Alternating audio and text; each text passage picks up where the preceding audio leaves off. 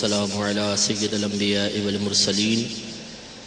أما بعد فأعوذ بالله من الشيطان الرجيم بسم الله الرحمن الرحيم قال تبارك وتعالى في القرآن المجيد والفرقان الحميد تنزل الملائكة والروح فيها بإذن ربهم من كل أمر سلام هي حتى مطلع الفجر صدق الله العظيم وصدق رسوله النبي الكريم۔ اللہ تبارک و تعالیٰ کا بڑا کرم ہے کہ اس نے ہمیں بغیر طلب کیے فقط اپنے کرم سے، اپنے فضل سے، اپنے عدل سے ایک مسلمان گھرانے میں پیدا فرمایا۔ پھر کرم بالائے کرم کہ اپنے حبیب کریم صلی اللہ علیہ وسلم کی امت میں پیدا فرمایا۔ پھر کرم بالائے کرم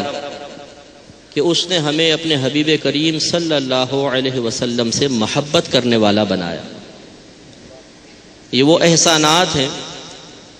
یہ وہ نعمتیں ہیں کہ اگر ایک مسلمان تاحیات ان کو اپنے پیش نظر رکھ کر اللہ تبارک و تعالیٰ کی بارگاہ میں اظہار تشکر کی عادت بنا لے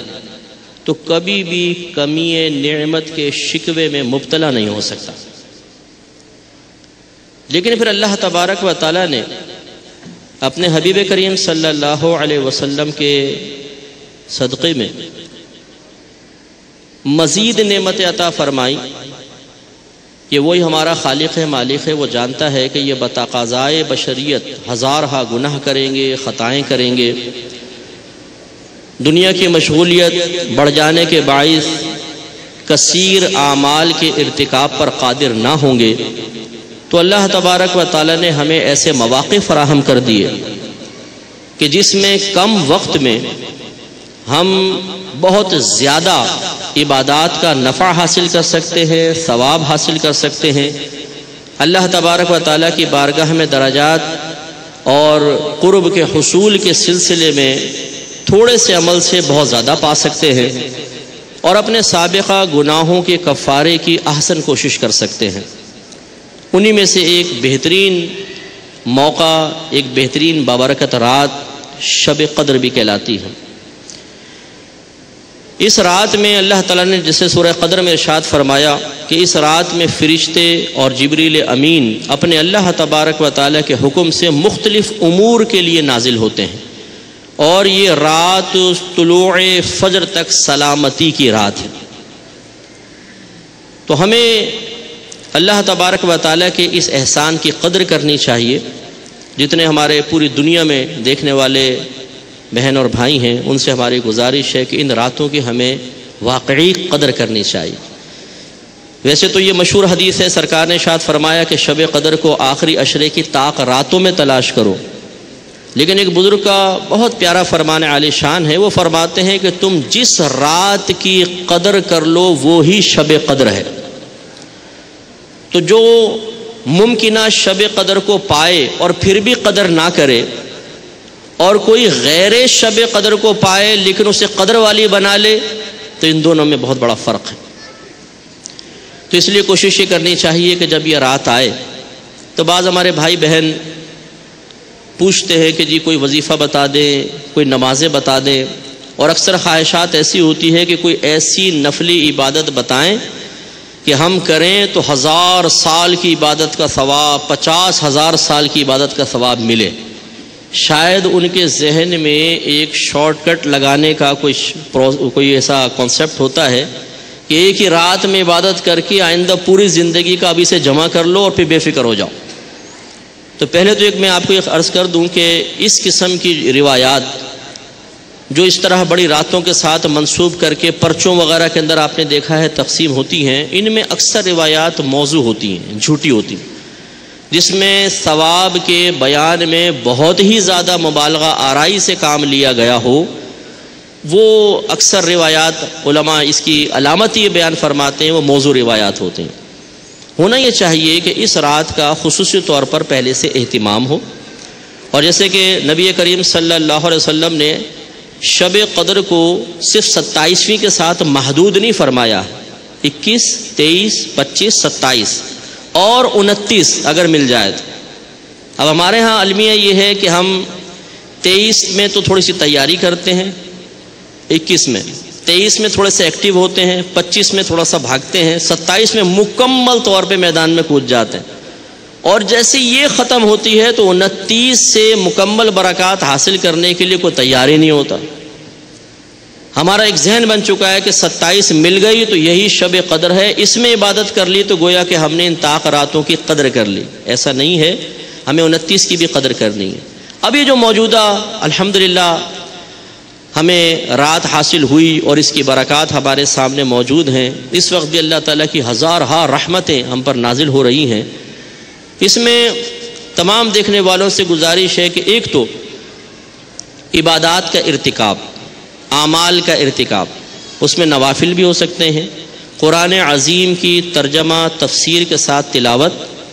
مختلف ذکر اذکار، درود پاک کی کثرت،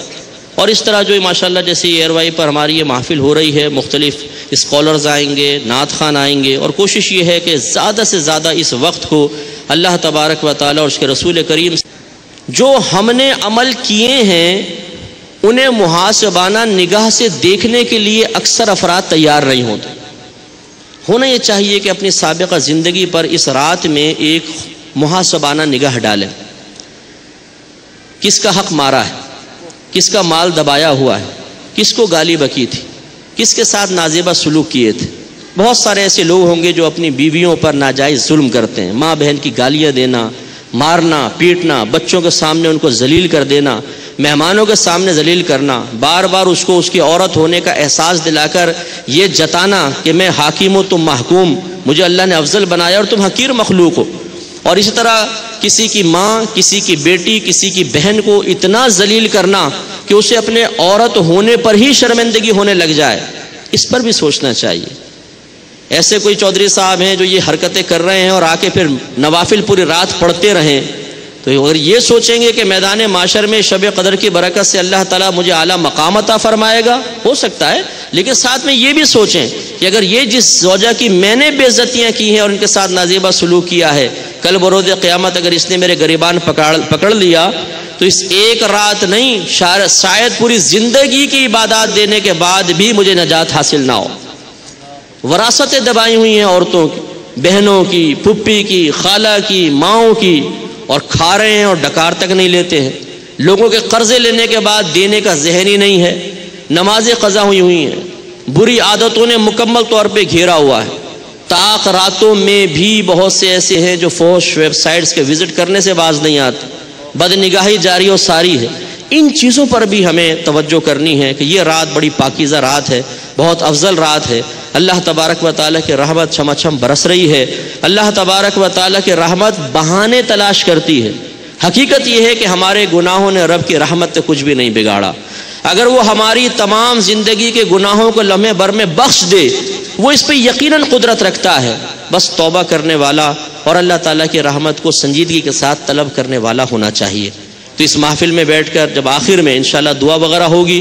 سارے گناہ اپنے ذہن میں ابھی سے لے کر آئیں، آپ محفل سے محظوظ ہوں، رحمتیں حاصل کریں، لیکن کاش ساتھ ساتھ کچھ ندامت کے آنسو بھی ہوں۔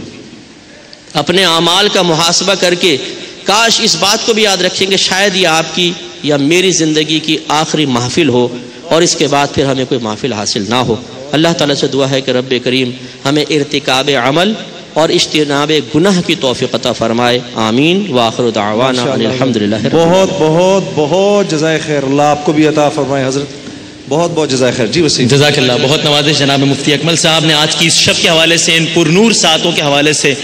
ان متبرک لمحات کے حوالے سے کیا کرنا چاہیے، کیا